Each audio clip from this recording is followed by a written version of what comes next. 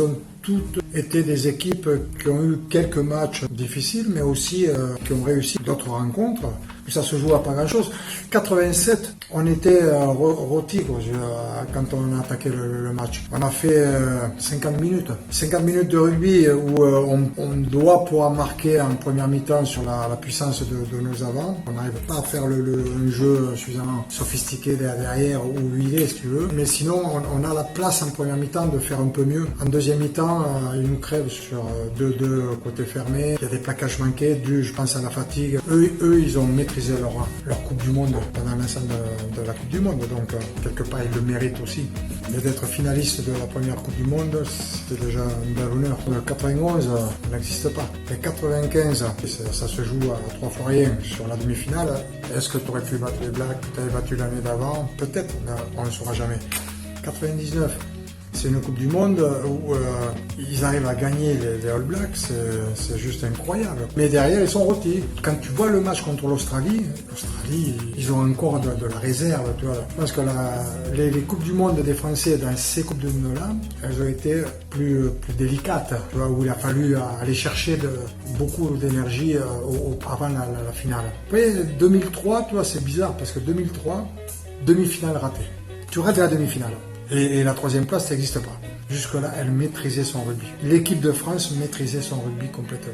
Et elle avait fait de bons tournois, elle avait fait sur les années précédentes, il y avait des grands chelems.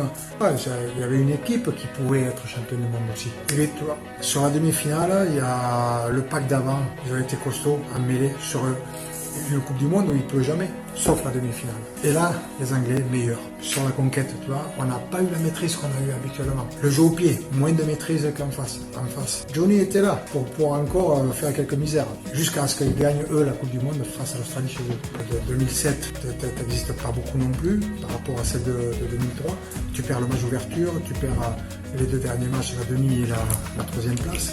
2011, parcours chaotique, mais avec des phases finales plutôt réussi. Tu vois, le parcours de poule où ils n'arrivent pas à trouver des enchaînements, tu vois, ça gagne, il y a toujours un petit quelque chose à redire, mais ils vont au bout de la première phase, c'est se qualifier. Derrière, ils ont un parcours, les Gallois, les Anglais, pas facile du tout.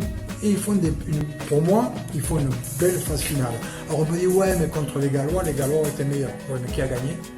La France. Et après, là, la finale, t'es pas loin aussi. Alors que sur le premier match de la Coupe du Monde, t'imagines pas ça. Mais parce qu'il y a eu des histoires qui sont passées, d'une construction, des gars qui se sont un peu frités, mais quand il y a du caractère, c'est important d'aller au bout, de se dire les choses, qui est à l'arrivée, ce qu'on espère tous, c'est une complicité de mecs pour aller vers des victoires, c'est aller chercher des victoires.